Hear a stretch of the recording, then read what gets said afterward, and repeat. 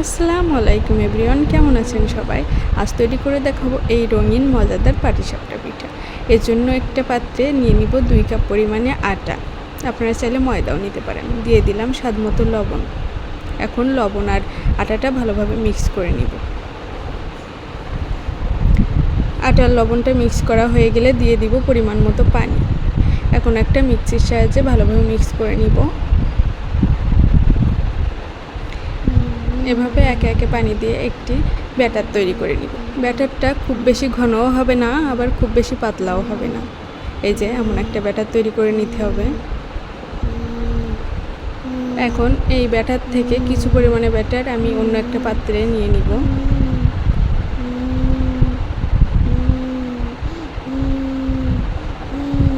এখন দিয়ে দেব সামান্য একটু রেড ফুড কালার।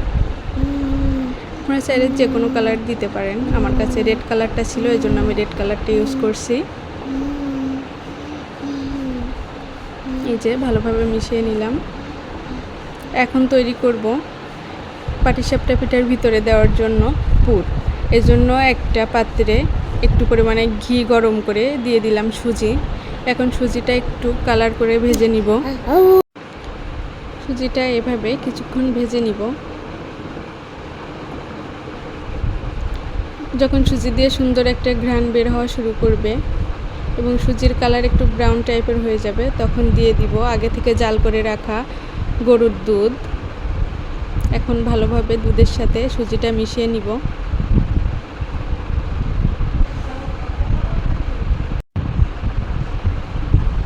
এ পর্যায়ে দিয়ে দিব নারকেল কুড়ানো। নারকেল কুড়ানোটা দিলে খেতে এটা অনেক মজা হয়। দিয়ে দিব স্বাদমতো চিনি।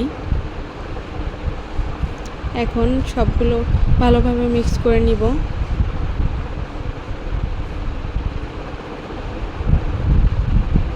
চিনির পরিমাণটা আপনারা স্বাদ অনুযায়ী বাড়িয়ে কমিয়ে নিতে পারেন। এই যে এমন একটা ঘন আঠালো পুর তৈরি করে নিব।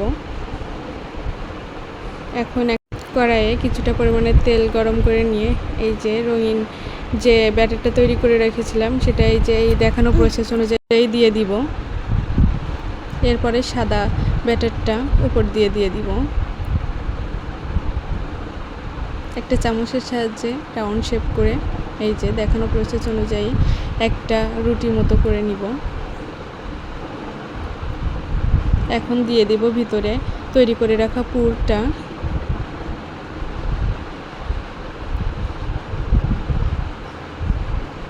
এখন রুটিটা ফোল্ড করে নিব। এই যে ঠিক এমনভাবে দেখেন কত সুন্দর একটা পিঠা তৈরি হয়ে গেল।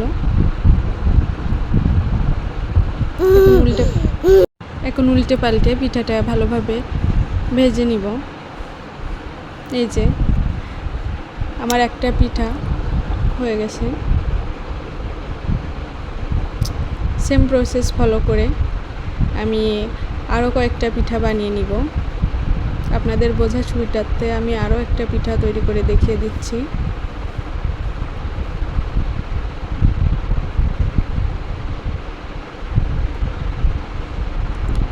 এটা অনেক ইজি, আপনারা বাসায় ট্রাই করে দেখবেন। খাইতে কিন্তু অনেক পরিমাণে মজা হয়।